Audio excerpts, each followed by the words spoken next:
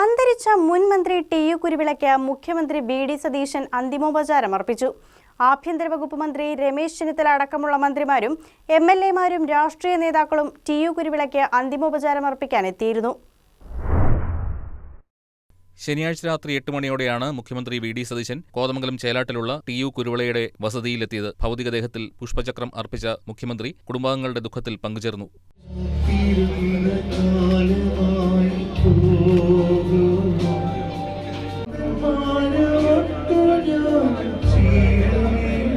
മന്ത്രിമാരായ സണ്ണി ജോസഫ്, പി.സി. വിഷ്ണുനാഥ്, ഷിബു തെക്കമുറ എം.എൽ.എ തുടങ്ങിയവരും അദ്ദേഹത്തിനൊപ്പം ഉണ്ടായിരുന്നു. ആഭ്യന്തര വകുപ്പ് മന്ത്രി രമേശ് ചെന്നിത്തലയും ടി.യു. കുരുവിളയ്ക്ക് അന്തിമോപചാരം അർപ്പിക്കാനായി എത്തിയിരുന്നു. എം.എൽ.എമാരായ അൻവർ സാദത്ത്, മുഹമ്മദ് ഷിയാസ് തുടങ്ങിയവരും അന്തരിച്ച മുൻ മന്ത്രിക്ക് അന്ത്യാഞ്ജലി അർപ്പിക്കാൻ എത്തി. Kerala Congress Joseph group chairman PJ. Joseph, നേതാക്കളായ പി.സി. തോമസ് തുടങ്ങിയവരും ടി.യു. കുരുവിളയ്ക്ക് അന്ത്യോപചാരം അർപ്പിക്കാൻ അദ്ദേഹത്തിന്റെ വസതിയിൽ എത്തിയിരുന്നു. ടി.യു. കുരുവിളയുടെ വീട്ടിൽ വച്ചുള്ള സംസ്കാര ശുശ്രൂഷയ്ക്ക് ഏലിയാസ് മോർ യൂലിയോസ് മെത്രാപ്പൊലീത്ത നേതൃത്വം നൽകി.